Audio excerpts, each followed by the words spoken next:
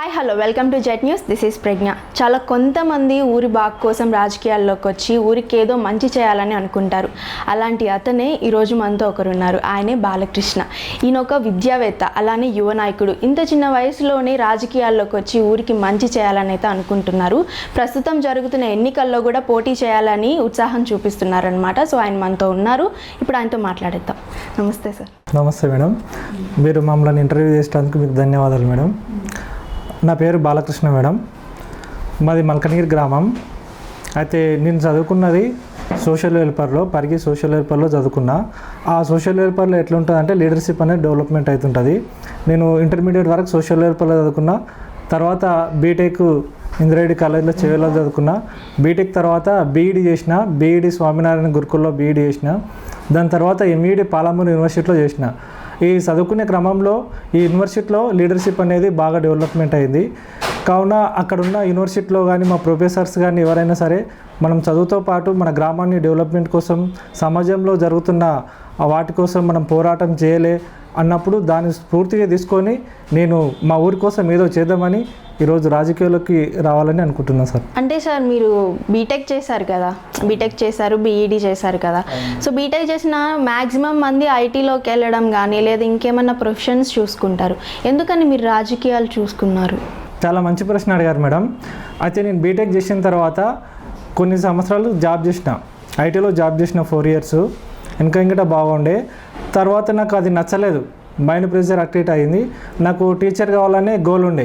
Teacher కావడానికి నాకు అవకాశంతో BTech వాళ్ళకు బీఈడీ చేయాలని ఒక అవకాశం వచ్చింది సెంట్రల్ గవర్నమెంట్. నా గోల్ అదే కాబట్టి నేను బీఈడీ చేసిన. బీఈడీని చేసిన తర్వాత ఎంఈడీ గిట యూనివర్సిటీలో సీట్ వచ్చింది, ఎంఈడీ గిట చేశాను.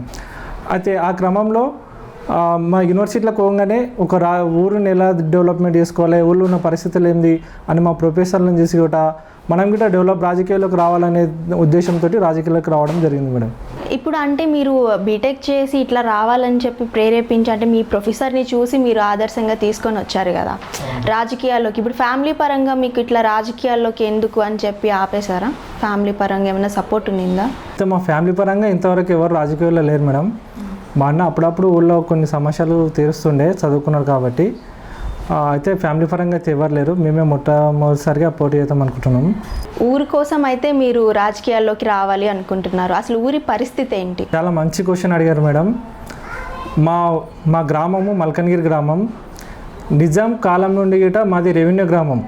అయినా సరే మాది గ్రామ పంచాయతీగా ఏర్పడలేదు. మన రాజకీయ వ్యవస్థ స్టార్ట్ అయినప్పటి నుంచి 70 సంవత్సరాలుగా గిట మాదికి ఒక్క సర్పంచ్ గిట మా ఊరు నుంచి కాలేం. మాది ఉమ్మడి గ్రామ పంచాయతీ ఉండడం వల్ల కాశంపూర్ పెద్ద విలేజ్. ఆ కాశంపూర్ వాళ్ళు మాత్రమే సర్పంచులు అయ్యేవారు. కనీసం మాకు ఉప సర్పంచ్ గిట్ ఇచ్చేవారు కాదు. ఆ డెవలప్మెంట్ నిధులు మొత్తము కాశంపూర్కే వచ్చేవి. మా విలేజ్ చాలా అధ్వానంగా ఉండేది. అయితే ఏ నాయకులు వచ్చినా సరే మా విలేజ్ని డెవలప్ చేసేవాళ్ళు కాదు. మా ఊళ్ళో 500-600 జనాభా ఉన్నది, 350 ఓటు బ్యాంక్ ఉన్న చిన్న గ్రామాలు గ్రామ పంచాయతీ అయినాయని మా ఊళ్ళు గ్రామ పంచాయతీ కాలేదు. అయితే మా ఊరు చూస్తుంటే ఇది ఎక్కడనో తెలంగాణ లేదు, చాలా దూరంగా ఉంది అసలు అనే విధంగా ఉంటుంది. ఒక బడి సరిగ్గా లేదు, ఒక మూత్రశాలలు సరిగ్గా లేవు, ఒక రోడ్లు లేవు. ఎప్పుడో మేము చిన్న ఉన్నప్పుడు మా అన్నయ్య ఇప్పించిన రోడ్లు. దాని తర్వాత మేము ఇంత పెద్ద అయినా సరే మా ఊళ్ళో రోడ్లు లేవు, ఏం లేవు, గ్రామ పంచాయతీ లేదు. కనీసం 10 సంవత్సరాల నుంచి ఒక్క రూపాయి నిధులు రాలేవు. లక్షల్లో కాదు, రూపాయలోకి రాలేదు. దానికి కారణం ఏంటంటే ఉమ్మడి జీపీగా ఉంది. ఎంత నిధులు వచ్చినా కాశంపూర్కి సరిపోయేది, మా ఊరికి నిధులు వచ్చేవి కావు. కాబట్టి మా ఊరు ఇంత వెనుకబాటు పడడానికి కారణం ఏందని మేము చదువుకున్న వాళ్ళం ఆలోచన చేసి మా గ్రామ ప్రజలకు మొత్తం మాది సపరేట్ గ్రామ పంచాయతీ అయితేనే మా ఊరు బాగుపడదని గ్రామస్తుల ఆలోచన అది. అందుకోసం కనీసం మా ఊళ్ళో ఒక రేషన్ దుకాణం లేదు, ఒక పింఛన్ ఇచ్చేటోళ్ళు లేరు. మేము ఏం కావాలన్నా 1 కిలోమీటర్ దూరం కాశంపూర్ వెళ్ళాల్సి వస్తుంది. ఈ పరిస్థితి వల్ల చాలా ఇబ్బందులు పడ్డాం మా గ్రామస్తులు మొత్తం. కొంతమంది పింఛన్ ఇప్పించుకోవడానికి కిలోమీటర్ దూరం పోయి నడుస్తూ వస్తుంటే, రేషన్ బియ్యం ఎత్తుకొని నడుచుకుంటూ వస్తుంటే ఎండకు చనిపోయి ఉంటారు. దాన్ని ఆదర్శంగా మేము తీసుకొని ఇది సమస్య గ్రామ పంచాయతీ ఏర్పడితేనే మాకు ఈ సమస్య తీరుతుంది అనే విధంగా మా గ్రామస్తుల కోరిక. మేము అందరం కూడా లాస్ట్ 2 years బ్యాక్ మేము నిరాహార దీక్ష చేసినాం. అది నా ఒకరి కోరిక కాదు, గ్రామస్తులు అందరి కోరిక. దానికి తోడు నేను చదువుకున్నా కాబట్టి కొంచెం ముందలున్నా. మా గ్రామస్తులు అందరు యువకులు చాలామంది నాతో పాటు యువకులం అందరం కలిసి నెక్స్ట్ ఎలక్షన్ల వరకన్నా మాకు కొత్త గ్రామ పంచాయతీ ఏర్పడితే మేము సొంత గ్రామానికి నిధులు తెచ్చుకుంటాము చేస్తామనే కోరికతోటి గ్రామ పంచాయతీ ఊరు కోసం చేయడం జరిగింది. ఇప్పుడు మీరు గ్రామంలోకి వెళ్ళినప్పుడు ప్రజల యొక్క సమస్యలన్నీ తెలుసుకుంటూ ఉంటారు కదా, సో అట్లాగా మీకు ఎక్కువగా ఎదురైన సమస్య ఏంటి ప్రజల నుంచి? ఓకే మేడం, మంచి క్వశ్చన్ అడిగిండ్రు. అయితే నేను యూనివర్సిటీలో చదువుకునేటప్పుడు, నేను సోషల్ వెల్ఫేర్లో చదువుకున్నప్పుడు ఎప్పుడైనా సరే నాకు చాలామంది మీ ఊరి పేరు చెప్పంటే నేను ఊరి పేరు ఒకటి చెప్తుంటే గ్రామ పంచాయతీ పేరు ఒకటి చెప్తుంటే అప్పుడు నాకు చాలా బాధేసింది. అరే మాకు ఈ కాలంలో అయితే మా సొంత గ్రామ పంచాయతీ లేదు. నేను ఒక పోస్ట్ కార్డ్ లెటర్ వేయాలన్నప్పుడు ఇట్లా పోస్ట్ వేరే ఊరి పేరు రాస్తుంటే అడ్రస్ మా ఊరి పేరు రాస్తుంటే అంటే ఆ విధంగా ఇబ్బంది ఉన్నది. నేను అప్పుడు చదువుకున్న రోజులే మా ఊరు సర్పంచ్ అయితేనే మంచిగా ఉంటుంది, మా ఊరి గ్రామం డెవలప్మెంట్ కావాలంటే ప్రత్యేక జీపీ అయితేనే అవుతుంది, ఈ కాలంలో అయ్యే అవకాశం ఉంది కదా అని గ్రామస్తులు అందరినీ ఏకం చేసి మేము ఒక ధర్నా చేసి మిమ్మల్ని మాకు ఉన్న మెయిన్ సమస్య అంటే అన్ని సమస్యలే, స్కూల్ ఎడ్యుకేషన్ సమస్య ఉంది, వాటర్ సమస్య ఉంది, ఒక నిధులు రాకపోవడం సమస్య ఉంది, కనీసం ఉపాధి పని చేసుకోవాలని వేరే ఊరికి వెళ్ళాల్సి ఉంటుంది. అవన్నీ సమస్యలు మాకు చాలా బాధ అనిపించినాయి. కావున మేము గ్రామ పంచాయతీ కోసం దీక్ష చేసినాం. ఆ లాస్ట్ గవర్నమెంట్ ఏం చేసిందంటే ఇస్తామని హామీ ఇచ్చింది రోహిత్ రెడ్డి. మేము లాస్ట్ మాజీ ఎమ్మెల్యే రోహిత్ అన్న గారు నాకే ఫోన్ చేసిండ్రు. ఆ రోజు ఫోన్ చేసి మీది న్యాయమైన దీక్ష కాబట్టి మీకు సాధ్యమైతే ఇస్తామని హామీ ఇచ్చిండ్రు, కానీ అప్పుడు చేయలేకపోయినరు. ఇప్పుడు కాంగ్రెస్ గవర్నమెంట్ వచ్చిన తర్వాత గ్రామ పంచాయతీ కొత్త ఇవ్వడం జరిగింది. గ్రామ పంచాయతీ అనేది వచ్చిందని చెప్తున్నారు కదా, సో అది రావటానికి మీ వంతు కృషి ఏం చేశారు? గ్రామ పంచాయతీ రావడానికి మా వంతు కృషి ఏంటంటే మేము గ్రామస్తులందరినీ ఇంట్లో ఉన్న సమస్యలన్నింటినీ వాళ్ళకి తెలియడం జరిగింది. ఈ కోరిక నా ఒక్కని కోరిక కాదు, మా గ్రామస్తుల అందరి కోరిక. అయితే మన గ్రామ పంచాయతీ అయితేనే మనకు నిధులు వస్తాయి. అయితే మా దురదృష్టం ఏంటంటే మా గ్రామంలో మొత్తానికి భూమి మాది, కాశంపూర్ పేరు పెడతారు, స్కూల్లో అయినా సరే ఏదైనా సరే. స్కూల్ మా దగ్గర పెట్టిండ్రు, మా రెవెన్యూ పరిధిలో పెట్టిండ్రు, వాళ్ళ పేరు పెట్టిండ్రు. రైతు వేదిక మా భూమిలో కట్టిండ్రు, వాళ్ళ పేరు పెట్టిండ్రు. సబ్స్టేషన్ మా గ్రామంలో పెట్టిండ్రు, వాళ్ళ పేరులో పెట్టిండ్రు. ఇవన్నీ వివక్షత గురైనాం. ఇదన్నీ ప్రతి ఒక్క విషయం నేను గ్రామస్తులకు తెలియజేయడం జరిగింది. నాతో పాటు యువకుడు ఇంకో ఆయన రవీందర్, శివును అందరూ ఉంటుండ్రి. ఆ యువకులం అందరం కలిసి మన గ్రామ పంచాయతీ అయితేనే ఓకే అని నిర్ణయించుకొని ఈ విధంగా గ్రామ పంచాయతీ కోసం చేయడం జరిగింది మేడం. ఇప్పుడు మీరు గ్రామానికి వెళ్తారు కదా, అంటే ఇప్పుడు సర్పంచ్గా వెళ్ళాలి అని అంటే ప్రచారాలు చేయాలి, ప్రజలకి కొన్ని మాటలు చెప్పాలి. అంటే మీరు ఏం చేయగలరు, మీరు కానీ సర్పంచ్ అయితే గ్రామానికి ఏం చేయగలరు, ఏం డెవలప్మెంట్ ఇవ్వగలరు అనేది మీరు ప్రజలకి చెప్పాలి కదా. సో ఏం చెప్పి మీరు ప్రజల నమ్మకాన్ని తీసుకుంటారు? మంచి క్వశ్చన్ అడిగింది మేడం. మాకు కొత్తగా గ్రామ పంచాయతీ ఏర్పడితే ముఖ్యంగా ప్రజల అవసరాలు బడి కావాలి, స్కూల్, తర్వాత వాటర్ సమస్య, తర్వాత మాకు కొత్త గ్రామ పంచాయతీ భవనం కావాలి. ఇప్పుడిప్పుడు ఏర్పడుతుంది కావున గ్రామ పంచాయతీ భవనం కానీ, స్కూల్ కానీ, అంగన్వాడీ ప్రాబ్లం ఉంది, అంగన్వాడీ కానీ, ఇవన్నీ సమస్యలని మేము ఎమ్మెల్యే సార్ తోటి కాంగ్రెస్ పార్టీలో ఉన్నాం కాబట్టి సార్కి హామీ ఇవ్వడం జరిగింది. ఇవన్నీ ప్రతి ఒక్కటి మా ప్రజలకు వెళ్ళినప్పుడు మన గ్రామానికి గ్రామ పంచాయతీ, స్కూల్ భవనం, అంగన్వాడీ భవనం, మనకు రేషన్ డీలర్ లేదు, రేషన్ డీలర్ది కానీ ఇంకోటి ఉపాధి అయినా సరే ప్రతి ఒక్కటి మన గ్రామానికి కొత్త వస్తుంది కాబట్టి ఇవన్నిటిని మేము తేవడానికి కృషి చేస్తాం. ఎమ్మెల్యే సార్ ఇట మనకు సానుకూలంగా ఉన్నాడు కావున ఇవన్నీ మేము పక్కా మన గ్రామానికి తెస్తామని హామీస్తాం. మేము ప్రజలకు హామీంచి చేయాలని అనుకుంటున్నాము. ఏ పార్టీ తరపు నుంచి మీరు పంచాయతీకి పోటీ చేయాలనుకుంటున్నారు? ప్రజెంట్ అయితే మేము కాంగ్రెస్ పార్టీలో ఉన్నాం మేడం. కాంగ్రెస్ పార్టీలో అయితే ఎమ్మెల్యే సార్ నాకు మంచి స్థానం ఉంది. ఎమ్మెల్యే సార్ కూడా మనకు చాలా సానుకూలంగా ఉన్నాడు. అయితే ఇప్పుడు గ్రామ పంచాయతీ ఎలక్షన్స్కి వచ్చే వరకు పార్టీలు మెయిన్గా చూడాలి మేడం. గ్రామంలో ఉన్న పరిస్థితులను గ్రామస్తులు అందరూ పార్టీలను పెట్టి గ్రామంలో ఉన్న వ్యక్తిని బట్టి ఓట్లు వేస్తారు, పార్టీని బట్టి కావున కాబట్టి మేము కాంగ్రెస్ పార్టీ అయినా సరే గ్రామస్తులు అందరి నిర్ణయం బట్టి వాళ్ళు ఎన్నుకునే విధంగా ఉంటాం మేడం. ఈ మధ్యకాలంలో హైడ్రా పేరిట చాలా ఇది చేశారని చెప్పి కాంగ్రెస్ పార్టీని అయితే అంటున్నారు, నెక్స్ట్ బీఆర్ఎస్ వస్తుందని కూడా అంటున్నారు. మీరు ఏ నమ్మకంతో కాంగ్రెస్ తరపునే మీరు పోటీ చేయాలని అనుకుంటున్నారు? చాలా మంచి క్వశ్చన్ అడిగారు మేడం. అయితే మా గ్రామానికి మాకు ఎమ్మెల్యే సార్ తోటి ఎంత మంచి అనుబంధం ఉందని చెప్పడానికి ఒక ఉదాహరణ ఏంటంటే మేము ఎమ్మెల్యే సార్కి మా గ్రామ పరిస్థితి చెప్పిన వెంబడే మేము చెప్పినందుకే మా గ్రామాన్ని పైలట్ గ్రామంగా తీసుకున్నాడు. పైలట్ గ్రామంగా తీసుకొని కాశంపూర్, మల్కనగిరి కలిపి పైలట్ గ్రామం తీసుకొని 400 ఇండ్లు మంజూరు చేశారు మేడం. 400 ఇండ్లతో పాటు ఇప్పుడు మా గ్రామానికి ఒక డ్రోన్ శాంక్షన్ చేసిండు మల్కనీరు గ్రామానికి. తర్వాత ప్యాడీ సెంటర్ ఇచ్చిండు మహిళలకు. ఇక తెలంగాణలో ఎక్కడ లేదు మేడం ప్యాడీ సెంటరు, మహిళలే వడ్లు కొనుగోలు చేసి అమ్ముతున్నారు. దానివల్ల మహిళా సంఘాలకు అధికంగా లాభం వచ్చింది.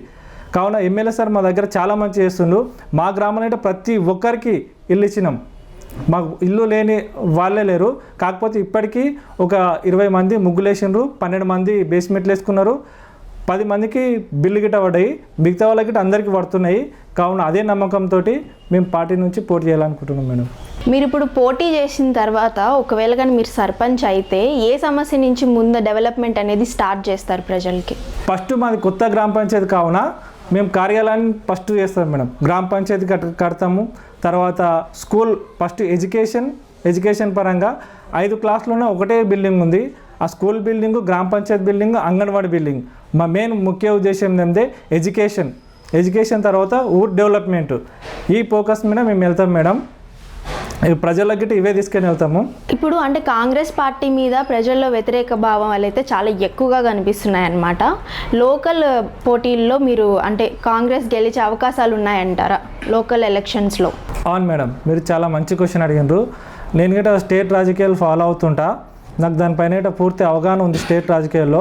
నేను ఇంతకుముందు సిపిఎస్ టీంలో స్టేట్ ఎలక్షన్స్ మొత్తం సర్వే చేసేటువంటి, కాబట్టి ఎలక్షన్స్ బాగా ఫాలో అవుతుంటా.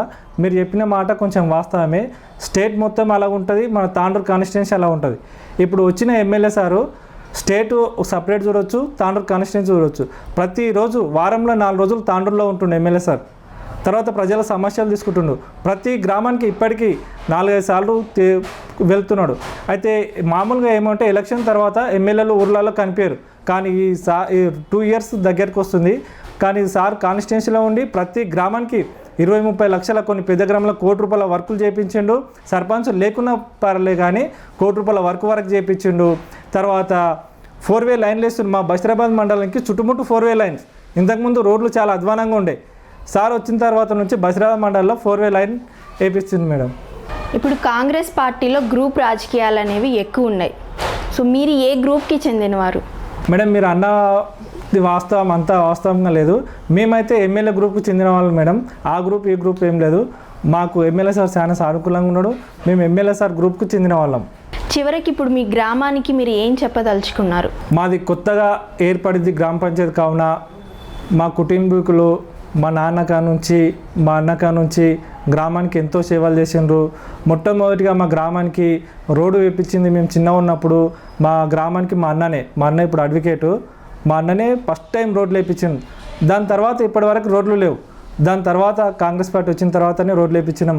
మా కుటుంబం గిట్ట గ్రామం కోసం ఎంతో చేసింది. కావున మా అన్నోళ్ళ సహకారం, మా గ్రామస్తుల సహకారం చూసి మేము గిట్ట అవకాశం ఇస్తే ఇప్పుడు ఉమెన్ వచ్చింది, మా మిస్సెస్ని నిలబెడదామని అనుకుంటున్నాము. మేము చేసిన అభివృద్ధి కానీ, మా ప్రవర్తన కానీ, మేము ఇంత చదువుకున్నా గిట్ట గ్రామంకి వచ్చి ఉండి మన గ్రామ పంచాయతీ ఏర్పాటు కోసం మేము కృషి చేసినాం. గ్రామం డెవలప్మెంట్ గిట్ట ఏం లేనప్పుడు గిట్ట ఇప్పుడు మాకు పదవి లేకున్నా సరే 100 ఇండ్ల వరకు తెచ్చినాం, సీసీ రోడ్లు వేయించినాం, వాటర్ బోర్వెల్ వేయించినాం. కావున ఇంకా చాలా పనులు చేస్తాం కాబట్టి మాకు ప్రజలు ఓటేస్తారని అనుకుంటున్నాం మేడం. అంటే గ్రామంలో ప్రజలు మిమ్మల్ని విశ్వసిస్తారా? అంటే గెలిచే అవకాశం మీకు ఉంది అని అనిపిస్తుందా మీకు? ఉంది మేడం. ఎందుకోసం అంటే మేము గ్రామాల్లో ఇప్పటి నుంచి వరకు మేము ఇండ్ల బిల్లు ఇప్పించినా అని, తెలంగాణ మొత్తంలో 3 సర్వేలు జరిగినా అని, ఇంటింటి సర్వే జరిగిన ప్రతి ఇంటికి నేను ఇంటి దగ్గరుండి సర్వే చేయించడం జరిగింది. అందుకోసం నేను అందరు ఫామ్ ఫిలప్ చేసి ఇవ్వడం వలన ప్రతి ఒక్కరికి ఇల్లు వచ్చింది. ఫస్ట్ విడత, సెకండ్ విడత 2 కేటగిరీలు ఉన్నాయి. ఫస్ట్ విడతలో 100 వచ్చినాయి, సెకండ్ విడతలో 200 వచ్చింది. మాకు ఉన్న ప్రతి ఒక్కరికి ఇల్లు వచ్చింది. కావున నేను చేసిన పని అది. ఇంతవరకు గిట మాకు ఏ పదవి లేకున్నా సరే గ్రామం కోసం రోడ్లు వేయించినాం, బోర్వెల్ వేయించినాం, ఇంకా ఇండ్లు ఇప్పించినాం. ఇప్పుడు మాకు కాంగ్రెస్ గవర్నమెంట్ గిట రేషన్ కార్డులు ఇప్పించినాం. మేము దగ్గరుండి ఎవరి దగ్గర గిట ఇప్పటివరకు గిట మేము ఎలాంటి ఆశించకుండా, లంచం అలాంటివి ఏం లేకుండా మా సొంత ఖర్చులతోటి గిట మేము గ్రామానికి పెట్టి ప్రతి ఒక్కరి పేదవారికి, అర్హులు ఉన్న ప్రతి ఒక్కరికి ఇల్లు కానీ రేషన్ కార్డు కానీ ఇప్పించడం జరిగింది. కావున ప్రజలు నాకు విశ్వసిస్తారని నేను ఆకాంక్షిస్తున్నాను. అంటే మీరు ఒక యువ నాయకుడిగా గ్రామంలో అంటే యువత చాలా ఎక్కువగానే ఉంటుంది కాబట్టి మీరు ఒక యువ నాయకుడు కాబట్టి యువతకి ఇప్పుడున్న జనరేషన్కి తగ్గట్టు, ఇప్పుడున్న రాజకీయాలకి తగ్గట్టు మీరు ఏం మెసేజ్ ఇవ్వాలనుకుంటున్నారు? ఇప్పుడున్న రాజకీయాలకు తగ్గట్టుగా మా గ్రామంలో ఉన్న యువకులు, నేనైనా సరే నాకు తోటి ఇంకో ఎవరైనా సరే గ్రామం అభివృద్ధి కోసం చూడాలి, కానీ డబ్బుకు కానీ మద్యానికి కానీ లోన్ కాకుండా గ్రామ అభివృద్ధి ఎవరైతే చేస్తారో, నేను కాకపోతే నా తోటి సహోదరులు ఇంకెవరైనా సరే అభివృద్ధి కోసం ఎవరైతే కష్టపడతారో వాళ్ళని ఎన్నుకుంటే గ్రామం డెవలప్ అవుతుంది. కావున యువకులైనా సరే, పెద్దవాళ్ళైనా సరే, చిన్నవాళ్ళైనా సరే ప్రతి ఒక్కరూ గ్రామం కోసం ఇన్ని రోజులు కానీ ఇంతకు ముందు కానీ ఏమైనా పనిచేసిండ్రా, మన గ్రామం పరిస్థితి ఏ విధంగా ఉండే, కనీసం మన గ్రామ పంచాయతీ గిట్ట లేకుండే, గ్రామ పంచాయతీ కోసం ఎవరు కష్టపడ్డారు, ఎవరి వల్ల గ్రామ పంచాయతీ వచ్చింది అంటే గ్రామస్తులు అందరి కోరిక, కానీ దానికి ముందు ఎవరున్నారు, తర్వాత వాళ్ళ వల్ల ఏమైనా లాభం వచ్చిందా, ఇప్పుడు గ్రామ పంచాయతీ ఏర్పాటైన తర్వాత మనకేమైనా డెవలప్మెంట్ అయిందా అనే విషయాలను చూసి గ్రామస్తులు ఓటేస్తారని నేను అనుకుంటున్నాను. అంటే మీ కుటుంబం నుంచే రోడ్లు వేశారు, అలానే మీ కుటుంబం గ్రామస్తుల అభివృద్ధికి చాలా తోడ్పడిందని అయితే అంటున్నారు కదా. సో మీ కుటుంబం అనేది గ్రామస్తులతో ఎలా ఉండేది, అంటే ఆ సంబంధం అనేది ఎలా ఉండేది? మా కుటుంబం ఇప్పటివరకు గిట గ్రామస్తులతోటి, మా నాన్న 2 years బ్యాక్ చనిపోయింది, 3 years బ్యాక్. మా నాన్నక నుంచి మేమైనా సరే ఎవరికైనా సరే మా గ్రామస్తులతోటి అందరితోటి కలిసిమెలిసి ఉంటాం. ఇప్పటి వరకు మా కుటుంబానికి ఎలాంటి ఎవరు శత్రువులు లేరు, ఎవరితోటి ఇంతవరకు వీళ్ళు గొడవపడరు అనే విషయం గిట లేదు. మేము అందరితోటి సానుకూలంగా ఉండి, మా అన్న రాజకీయం చేసినప్పుడు గిట అరువులు అందరికీ ఆ రాజశేఖర రెడ్డి పీరియడ్లో గిట అందరికి ఇల్లు ఇప్పించిన తర్వాత రోడ్లు ఇప్పించిండు. మా అన్న మంచిగా చేసిండు, పదవులు అయితే ఏం తీసుకోలేడు అప్పుడు ఉమ్మడి జీపీ ఉన్నందుకు. మేము గిట ఇప్పటివరకు గిట మాకు గ్రామస్తులతో అందరితోటి కలిసిమెలిసి ఉంటాము, మాకు ఎవరితోటి విభేదాలు లేవు. చాలా కుటుంబం అంటే గ్రామం మొత్తం ఒక కుటుంబంలాగా ఉంటుంది మా గ్రామంలో. కావున మేము గ్రామస్తులతో మంచిగా ఉంటాం, కావున మాకు సానుకూలంగా ఉంది. అంటే ప్రచారం అని అంటే డబ్బుతో కూడిన ప్రాసెస్ కాబట్టి మీరు ఇప్పుడు డబ్బు లేదే రాజకీయాలు లేవు కాబట్టి మీరు డబ్బు పెట్టుకోవడానికి సంసిద్ధంగా ఉన్నారా? మీరు చాలా మంచి క్వశ్చన్ అడిగారు మేడం. అయితే తెలంగాణ మీరు అన్నారు, కానీ అది వాస్తవం కాదు. మా గ్రామానికి వచ్చేసరికి మా గ్రామం మొత్తం ఒక కుటుంబం లాగా ఉంటుంది. ఇంతకుముందు ఎలక్షన్లో గిట మా గ్రామం దొర అశోక్ గౌతమ్ ఉంటాడు. అశోక్ గౌతమ్ గారు ఎవరికి ఓటేయాలనుకుంటే ఆ గ్రామం మొత్తం ఒకరికే వేస్తుంటే, మా దొర ఎవరిని నిర్ణయిస్తే వాళ్ళే సర్పంచ్గా విన్ అవుతుండ్రి. కానీ మా గ్రామంలో డబ్బు అనేది ఉండదు. మాకు అందరూ యువత గిట చదువుకున్న వాళ్ళం ఉన్నాము. మేము గ్రామ పంచాయతీ కోసం గిట ఆ రోజు ధర్నా చేసినప్పుడు గిట మేము అందరం ప్రతి ఒక్క ఇంటి నుంచి కలిసి వచ్చినాం మా గ్రామ పంచాయతీ ఏర్పడగలం. మా గ్రామంలో మటకం డబ్బు మద్యం కానీ డబ్బు కానీ పంచడం జరగదు. నేను కానీ నా తోటి సోదరులు కానీ ఎవరైనా సరే మా గ్రామం డెవలప్మెంట్ కోసం చూస్తాం తప్ప మేము ఒక కుటుంబంలాగా ఉంటాం. మా గ్రామంలో మటకం మీరు చూస్తారు నెక్స్ట్ ఎలక్షన్లో గిట మా గ్రామంలో ఎలాంటి డబ్బు కానీ మద్యం కానీ పంచం, ఒక కుటుంబంలాగా ఉంటాం. కుటుంబంలో ఎవరైతే బెస్ట్ ఉన్నారో వాళ్ళు ఎన్నుకుంటాం. పెద్దల సమక్షంలో కూర్చొని ఎన్నుకుంటాము. దాదాపు ఏకగ్రీవంగా అవుతామని అనుకుంటున్నాం మేడం. ప్రచారం ఎప్పటి నుంచి స్టార్ట్ చేద్దాం అనుకుంటున్నారు? ఎలాంటి ప్రాసెస్ చేస్తున్నారు ప్రచారం చేయడానికి? ఎక్కడి నుంచి వెళ్ళాలి ఏంటి అనేది ముందుగానే ఒకటి రాసి పెట్టుకుంటారు కదా, ఈరోజు పలానా రోజు వెళ్ళాలి, ఆ రోజు ఆ సమస్య తెలుసుకోవాలి అన్నట్లు. అలాంటి ప్రాసెస్ ఎప్పటి నుంచి స్టార్ట్ చేస్తారు? అయితే ఇప్పుడు కొంచెం కన్ఫ్యూజన్లో ఉంది మేడం. కోర్టు కేసు ఉంది కదా, ఈ కోర్టు కేసు దాదాపు కంప్లీట్ అయ్యేటట్టు ఉంది. ఈ కోర్టు కేసు కంప్లీట్ కాగానే మేము మా ప్రచారం ఏ విధంగా ఉంటుంది అంటే, మా గ్రామస్తులు పెద్ద మనుషులు ఉంటారు, సురేష్ గౌతమ్, అశోక్ గౌతమ్, రవి దొర అడ్వకేట్ అని ఉంటాడు, రవికుమార్, మా అన్న నరసింహులు, సిసిఐ భీమన్న, ఇంకో అనంతన్న, రాములు, మా కుటుంబస్తులు అందరం కూర్చొని ఒక దగ్గర కూర్చొని ఎవరైతే మన గ్రామానికి మేలు చేస్తారు అనే విషయాన్ని ఆలోచన చేసి ఆ విధంగా వాళ్ళు ఎవరినైతే సూచిస్తారో వాళ్ళనే ముందుకు ఎన్నుకొని ఏకగ్రీవంగా అయ్యే విధంగా చూసుకుంటాం మేడం. దాదాపు సర్పంచ్ ఎలక్షన్స్లో మీరు పోటీ చేస్తున్నారు కాబట్టి ప్రజలు మీకు ఎందుకు ఓటేయాలి, ఏం చెప్తారు ప్రజలకి? ఇప్పుడు వచ్చే సర్పంచ్ ఎలక్షన్ ఎస్సీ రిజర్వ్డ్ వచ్చింది. మా మిస్సెస్ ప్రమీల పోటీ చేస్తుంది. అయితే మీరు ఎందుకోసం ఓటేస్తారా అంటే, నేను హైదరాబాద్లో చదువుకొని వచ్చి కూడా హైదరాబాద్లో నేను జాబ్ చేసేటప్పుడు చాలా ఉన్నతంగా ఉండేవాడిని. నాకు శాలరీ అనేది కూడా చాలా మంచిగానే వచ్చేది. ఆ శాలరీతోటే నేను ఈరోజు నా సొంత డబ్బులతోటే నేను 3 ఎకరాల పొలం కొనుక్కోవడం జరిగింది, బోర్ వేసుకోవడం జరిగింది, తాండ్రులో ప్లాట్ కొనుక్కోవడం జరిగింది. తర్వాత నేను సొంత డబ్బులతోటి మ్యారేజ్ చేసుకోవడం జరిగింది. ఇవన్నీ చేసుకున్న తర్వాత ఊరికి వచ్చిన తర్వాత నేను మళ్ళీ హైదరాబాద్కి అయితే అలాంటిది ఉంటుండే. కానీ నేను ఊరికి వచ్చి ఊళ్ళో ఉన్న సమస్యలను ఊరుని బాగు చేద్దాం అనే విధంగానే ఊళ్ళో ఉన్న సమస్యలను ప్రతిదీ గిట్ట నేను మీడియాకి తెలియడం జరిగింది. దాని తర్వాత మన గ్రామ పంచాయతీ కోసం మన అందరం కలిసి ఎంతో కష్టపడడం కావున ఇప్పుడు మన గ్రామ పంచాయతీ ఏర్పాటు జరిగింది. ఇక నుండి గిట్ట మేము మంచిగానే చేస్తామని అనుకుంటున్నాము. అందుకోసం మీ మద్దతు కావాలని కోరుకుంటున్నాం. అందరికీ నమస్కారం. సో చూసారు కదా, ఒక ప్రజల కోసం అలానే ఒక ఊరి డెవలప్మెంట్ కోసం అయితే ఐటీ నుంచి ఇక్కడికి వచ్చి ఒక ప్యాషన్గా నా ఊరిని డెవలప్ చేయాలి అని చెప్పి ఎలాంటి కుట్ర రాజకీయాలకి పోకుండా అయితే ఆయన తన సొంతంగా పోటీ చేయాలని అయితే అనుకుంటున్నారు. ఆయనైతే పంచాయతీ రాజ్లో సర్పంచ్గా గెలిపిస్తే మాత్రం ఊరిని ఖచ్చితంగా అయితే డెవలప్ చేస్తారు. కాబట్టి ప్రజలు కూడా ఆలోచించి ఓటు వేసి ఆయన్ని గెలిపించాలని అయితే కోరుకుంటున్నాను. సో ఇదన్నమాట ఇవాళ జెట్ న్యూస్ యొక్క స్పెషల్ ఇంటర్వ్యూ. ఇలాంటి ఇంటర్వ్యూస్ కోసం చూస్తూనే ఉండండి జెట్ న్యూస్.